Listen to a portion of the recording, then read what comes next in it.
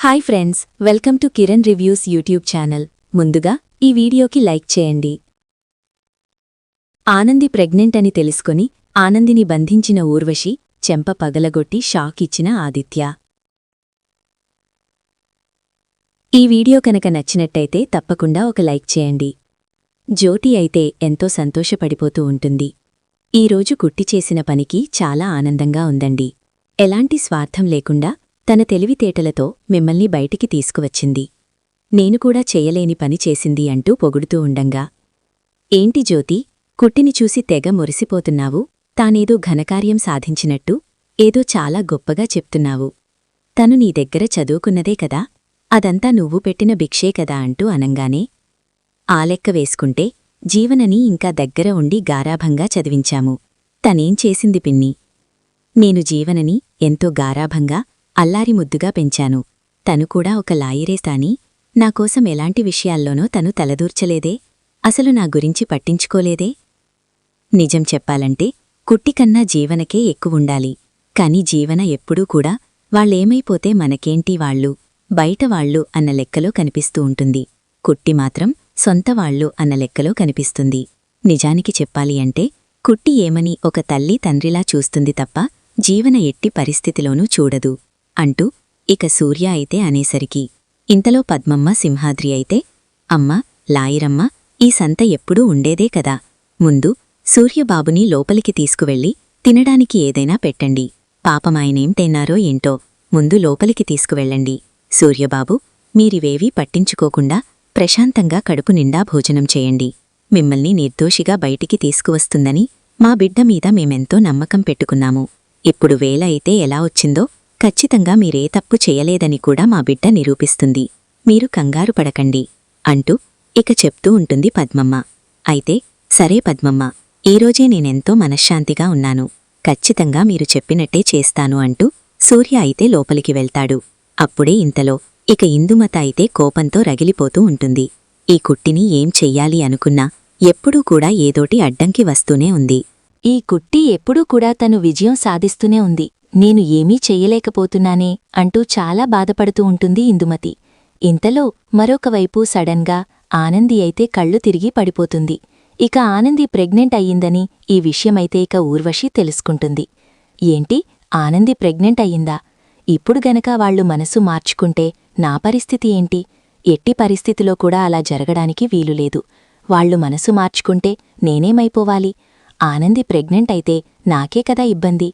తను వాళ్ల కంటికి కనిపించకుండా చెయ్యాలి అంటూ ఆలోచిస్తూ ఉంటుంది. ఒరే జిరాఫీ, నేను నీకొక విషయం చెప్తాను. నేను చెప్పింది చెప్పినట్టు చెయ్యి అంటూ అనంగానే, ఏంటక్కా చెప్పు అంటూ అడుగుతూ ఉంటాడు జిరాఫీ. అప్పుడే ఇక ఊర్వశి అయితే తన ప్లాన్ అయితే చెప్తుంది. ఇక చెప్పిన విధంగానే ఆనందినైతే కిడ్నాప్ చేయించి ఒక దుఃఖనైతే బంధిస్తాడు జిరాఫీ. అప్పుడే ఇక ఊర్వశి అయితే ఆనంది దగ్గరికి వస్తుంది. ఇంతలో ఆనంది అయితే స్పృహలో ఉండదు. అప్పుడే ఇక మొహం మీద నీళ్లైతే జల్లి ఊర్వశి అయితే ఆనందికి మెలకు వచ్చేలా చేస్తుంది. ఏంటి ఊర్వశి ఇదంతా? నన్ను బంధించావేంటి? అసలు దీని వెనుక ఏం కారణముంది అంటూ అడుగుతూ ఉండంగా, నిన్ను ఎందుకు బంధించానో ఇప్పటికీ అర్థం కాలేదా? నువ్వు తల్లివి కాబోతున్నావన్న విషయం మీ అత్తారింటికన్నా ముందే నాకు తెలిసింది కాబట్టే నా భద్రత కోసం నిన్ను ఇక్కడికి తీసుకువచ్చాను. ఖచ్చితంగా నిన్ను ఈ ఇంటికి దూరం చేస్తాను. నేను ఆ ఇంటి కోడలిగా అడుగుపెట్టాలి అనుకుంటున్నాను. మీ అత్తగారు సునంద నన్ను నా ఇంటికి పెద్ద కోడల్ని చెయ్యాలని నన్ను తీసుకువచ్చి ఆఫీస్లో పెట్టింది. అలాగే నేను ఆదిత్యగారిని సొంతం చేసుకోవాలని. ఇప్పటివరకు నిన్ను ఆదిత్యగారి ముందు ఏదో రకంగా దోషిని చెయ్యాలని చూశాను. నువ్వు నాకు అవకాశం ఇవ్వలేదు. అందుకని ఇప్పుడు నేనే అవకాశాన్ని తీసుకున్నాను. నువ్వు తల్లివి కాబోతున్నావని తెలిస్తే ఖచ్చితంగా ఆదిత్య నిన్ను దూరం చేసుకోడు. ఏదో రకంగా సునందగారిని బ్రతిమాలాడి నిన్ను ఇంటికి తీసుకువెళ్తాడు. అలా జరగకుండా ఉండాలి అంటే నేను ఈ నిర్ణయం తీసుకోక తప్పలేదు. అందుకనే నిన్ను బంధించాను అంటూ ఊర్వశి అయితే చెప్తూ ఉంటుంది. ఇంత స్వార్థంగా ఆలోచిస్తున్నావా? నువ్వసలు మనిషివేనా అంటూ అడుగుతూ ఉండంగా, నేను మనిషిని కాదు. నా గురించి నీకు పూర్తిగా తెలియదు. నేనొక దొంగని. నేను ఎంతోమంది దగ్గర ఎన్నో దోచుకున్నాను. ఇప్పుడు నీ దగ్గర నీ భర్తని దోచుకుంటున్నాను. దీంట్లో నా తప్పేముంది చెప్పు? నా వృత్తే అది. దోచుకోవడమే నా వృత్తి అంటూ ఇక చెప్తూ ఉంటుంది ఊర్వశి. ఇంతలో పద్మమ్మ సింహాద్రి అయితే చాలా కంగారుపడుతూ ఆదిత్యకైతే ఫోన్ చేస్తారు. అల్లుడుగారు, అమ్మాయి కనిపించటం లేదు, ఎవరో తీసుకువెళ్ళిపోయారని అక్కడ గుడి దగ్గర చూసినవాళ్లు చెప్పారు. మాకు చాలా భయంగా ఉంది. మీకు తను ప్రెగ్నెంట్ అన్న విషయం చెప్పాలని ఎంతో సంతోషంగా బయల్దేరిన దానిని ఎవరో కిడ్నాప్ చేశారు అంటూ పద్మమ్మ సింహాద్రి అయితే చెప్తూ ఉంటారు. ఆ మాటకి ఆదిత్య అయితే, ఏంటి మీరనేది? ఆనంది ప్రెగ్నెంటా? తను ఆ విషయం చెప్పడానికి బయల్దేరితే తనని కిడ్నాప్ చేశారా?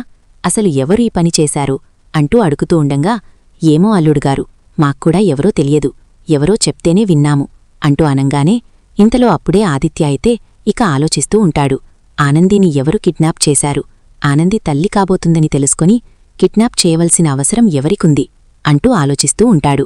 ఇంతలో ఊర్వశి అయితే ఆఫీస్కి వస్తుంది. అప్పుడిక ఊర్వశి అయితే తను ఫోన్ ఛార్జింగ్ పెట్టి ఇక బయటికైతే వెళ్తుంది. ఇంతలో జిరాఫీ అయితే ఫోన్ చేసి, అక్కా, ఈ ఆనంది చాలా ఎక్కువ చేస్తుంది, నోటికొచ్చినట్టు మాట్లాడుతుంది. దీన్ని చంపేయమంటావా? దీన్ని చంపేస్తే నీకు ఆదిత్యాకి పెళ్లి జరగడానికి ఎలాంటి అడ్డంకి ఉండదు కదా. ఆ సునందగారు నీకు ఆదిత్యాకి పెళ్లి చేస్తానని మాటిచ్చినా ఇది తల్లి కాబోతున్నని తెలిసిన మరుక్షణమే పెళ్లి ఆపేస్తారని అనిపిస్తుందక్కా. ఈ ఆనందిని చంపేస్తే ఎలాంటి ఇబ్బంది ఉండదు కదా అంటూ జిరాఫీ అయితే చెప్తూ ఉంటాడు. అప్పుడిక ఆదిత్య అయితే ఏమీ మాట్లాడకుండా మౌనంగా ఫోనైతే పెట్టేస్తాడు. ఇదేంటి, ఫోను అక్కలిచ్చేలేదా ఏంటి? ఏం మాట్లాడకుండా ఫోన్ పెట్టేసింది అంటూ జిరాఫీ ఆలోచిస్తూ ఉండంగా, అవులే, పక్కనెవరైనా ఉండుంటారు, అందుకనే మౌనంగా ఫోన్ పెట్టేసుంటుంది అంటూ అనుకుంటూ ఉంటాడు జిరాఫీ. అప్పుడే ఆదిత్య అయితే ఇక జిరాఫీ ఫోన్ నెంబర్ని బట్టి సిగ్నల్ అయితే ట్రాక్ చేసుకుని ఇక ఆనంది ఎక్కడుందో అక్కడికైతే వెళ్తాడు. అప్పుడిక బంధించి ఉన్న ఆనందిని చూసి ఒక్కసారిగా షాక్ అవుతాడు. ఆనందీ అంటూ ఇక పిలుస్తూ ఉండంగా అప్పుడే ఆనంది అయితే, వచ్చారా మీరు? నాకోసం వచ్చారా? నేను మీకొక విషయం చెప్పాలని వస్తూ ఉండంగా ఆ ఊర్వశి నన్ను కిడ్నాప్ చేయించింది అంటూ అనంగానే, మొత్తం తెలుసుకున్నానానంది. ఆ ఊర్వశి నిజస్వరూపాన్ని తెలుసుకున్నాను. నువ్వే తప్పు చేయలేదని తెలుసుకున్నాను. నన్ను క్షమించు, నిన్ను నేను దూరం చేసుకున్నాను అంటూ ఇక ఆదిత్య అయితే ఆనందిని విడిపిస్తాడు. అప్పుడే ఇక ఊర్వశి అయితే వస్తుంది. బాస్, నువ్వా అంటూ అనంగానే అప్పుడే ఇక ఊర్వశి చంపైతే పగలగొడతాడు ఆదిత్య. నీకెంత ధైర్యముంటే నా భార్యనే కిడ్నాప్ చేస్తావు? తనని దూరం చేసుకున్నాను అంటే తనంటే నాకిష్టం లేక కాదు, నేను తప్పనిసరి పరిస్థితిలో తనని దూరం పెట్టవలసి వచ్చింది. అలాంటిది తను దూరమైంది కదని నీకెలా దగ్గరవుతాననుకున్నావో? నా భార్యని దూరం చేసుకుని నీ మెడలో ఎలా తాళి కడతాననుకున్నావో? నా భార్య జోలికి వస్తే చంపేస్తాను. తనంటే నాకు ప్రాణం. అలాంటిదిప్పుడు తన కడుపులో నా బిడ్డను కూడా మోస్తుంది. అలాంటి తనని బంధించి నువ్వు బాధపెడతాను అంటే ఇలా చూస్తూ ఊరుకుంటాను? ఇప్పుడే నిన్ను అరెస్ట్ చేయిస్తాను అంటూ ఆదిత్య అనంగానే, ఆదిత్యగారు, తను ఖచ్చితంగా అరెస్ట్ అవ్వవలసిందే. ఎందుకంటే కార్లో మత్తు పదార్థాలు పెట్టింది అన్నీ కూడా ఈ ఊర్వశియే. అన్ని విషయాలు ఎక్కడ బయటికి వస్తాయో అని నన్ను బంధించింది, నన్ను చంపేయాలని ప్లాన్ చేసింది అంటూ ఆనంది చెప్పంగానే అప్పుడిక ఆదిత్య అయితే ఊర్వశిని అరెస్ట్ చేయించాలని నిర్ణయించుకుంటాడు.